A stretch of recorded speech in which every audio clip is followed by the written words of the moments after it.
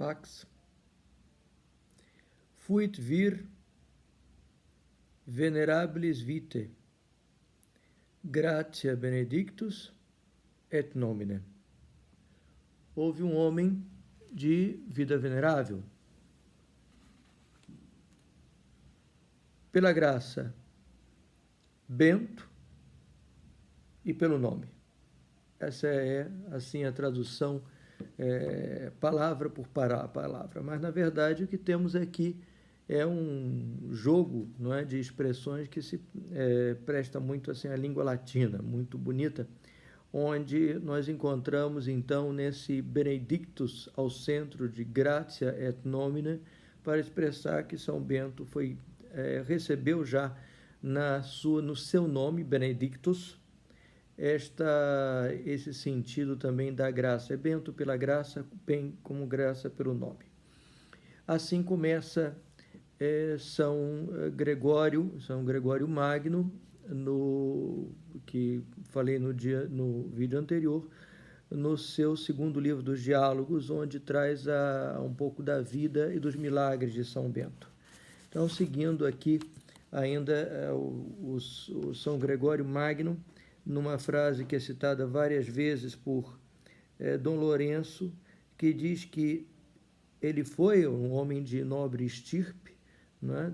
São Bento seria daquela pequena nobreza rural, não é? E que é mandado juntamente com uma governanta, não é? Que lhe servia. Então, assim, estava protegido, né, pela sua família, através dela e certamente dos bens que possuía. Ele é enviado para estudar e, vendo aquela situação de decadência da outrora capital do Império, eu digo outrora porque 2 anos antes do provável nascimento de São Bento, em 480, aí é necessário aí um parêntese, que nem sempre se tem muita certeza nesses grandes personagens de história, isso é mais fácil saber a data que morreram, isso é óbvio, porque depois eles se tornam famosos, mas o nascimento às vezes é um pouquinho incerto. Mas colocando em 480, em 478, as insígnias do Império foram levadas para Constantinopla. Então, aí Roma já não era propriamente a capital do Império. Então, se diz que, olhando para aquela decadência da cidade de Roma, decadência também do mundo, diz São Gregório que, vendo, porém, muito desses estudos rolarem pelo despenhadeiro do vício, recolheu logo o pé que quase pusera no limiar do mundo, né? No temor de que, tocando algo da sua ciência, viesse também ele a despenhar-se por inteiro no tremendo abismo.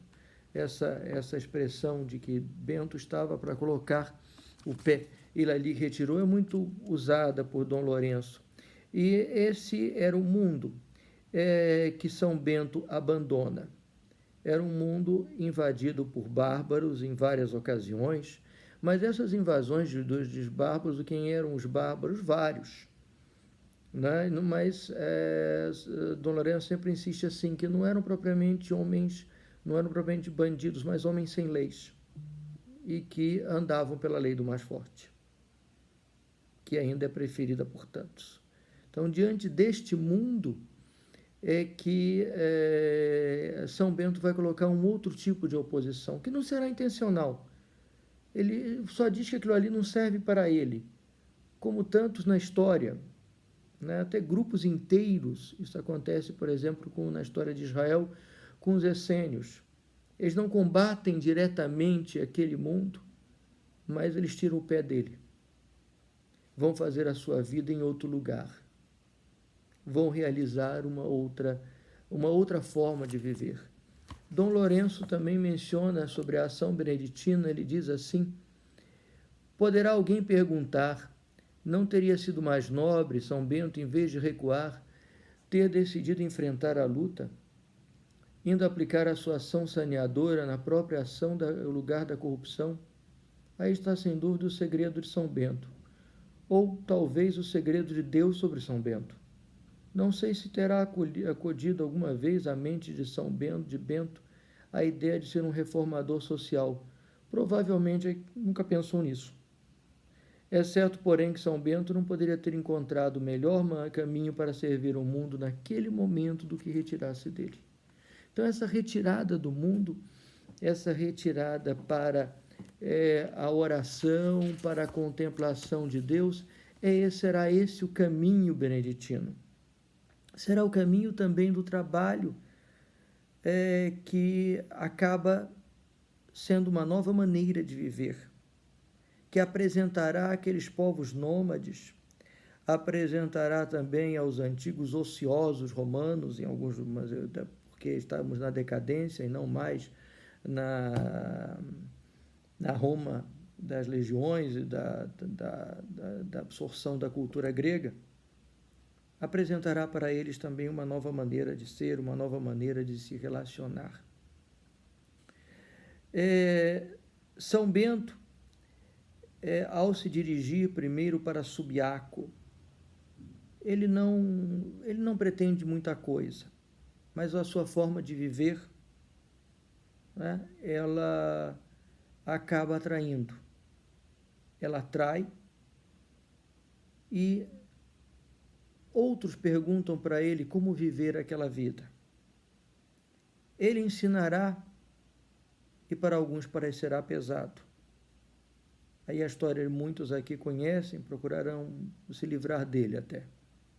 Mas diante dessa situação, ele vai aprendendo muito sobre a natureza humana.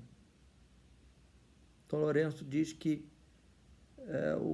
tudo aqui é apresentado por São Bento a respeito do cuidado do ser humano e dos diversos tipos, inclusive dos defeitos humanos, não era nada que São Bento não tivesse diante dos olhos.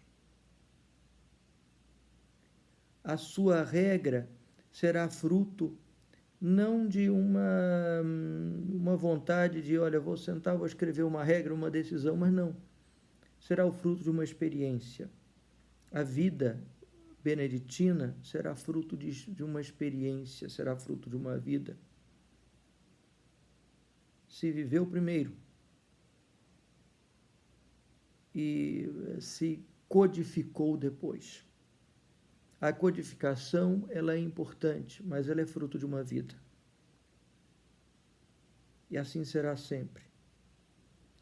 Então, e esta será também sempre a maneira mais eficaz de transformar o mundo. São Paulo nos diz: não vos conformeis com este mundo, mas transformai-vos, renovando a vossa maneira de pensar e de agir.